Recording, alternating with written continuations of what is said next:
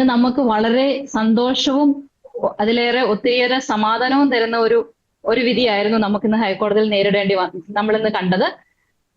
നമ്മുടെ judge honourable judge Arun sir sir തന്നെ നമ്മുടെ ഒരു സ്കൂളിന്റെ വിദ്യാർത്ഥിയാണ്, ഒരു ക്രിസ്ത്യൻ സ്കൂളിന്റെ വിദ്യാർത്ഥിയും സിസ്റ്റേഴ്സ് റൺ ചെയ്തുകൊണ്ടിരുന്ന ഒരു സ്കൂളിന്റെ വിദ്യാർത്ഥിയും ആയിരുന്നുകൊണ്ട് ഒരു സ്കൂൾ എങ്ങനെ സിസ്റ്റേഴ്സ് നടത്തുന്നു എന്നുള്ളതിൽ പുള്ളിക്കാരന് വ്യക്തമായ ധാരണകൾ ഉണ്ടെന്നും അവിടെ ഇതുപോലെ ഒരു സംഭവം നടന്നു എന്ന് ഞാൻ വിശ്വസിക്കുന്നില്ല എന്നാണ് പുള്ളിക്കാരൻ പറഞ്ഞത്. പുള്ളിക്കാരൻ പറഞ്ഞ ഒരു കാര്യം ഇതായിരുന്നു, ഇതൊരു മതസൗഹാർദ്ദപരമായ ഒത്തുതീർപ്പാണ് നമ്മൾക്ക് വേണ്ടത്.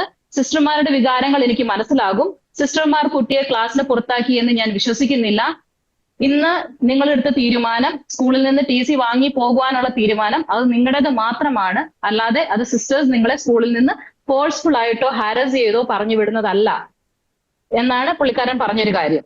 അതുപോലെ തന്നെ judge also said this is an example we have set for the state of Kerala, that we live in brotherhood, we live in love, and that is what we all witness for.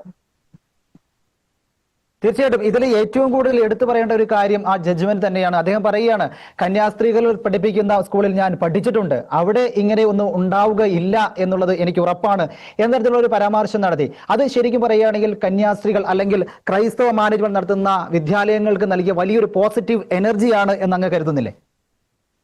തീർച്ചയായും പുള്ളിക്കാരൻ പറഞ്ഞു, ഓരോ ദിവസവും ഈ school എങ്ങനെ തുടങ്ങുന്നു, എങ്ങനെ ഈ സ്കൂളിന്റെ ഒരു ദിവസത്തെ കാര്യങ്ങൾ കഴിയുന്നു എന്നൊക്കെ എനിക്ക് നന്നായിട്ട് അറിയാം. ഞാൻ ആ ഒരു സ്കൂളിന്റെ ബെനിഫിഷ്യറിയാണ്, ഈ കത്തോലിക്ക സമുദായത്തിന്റെ ഒരു ബെനിഫിഷ്യറിയാണ് ഞാൻ.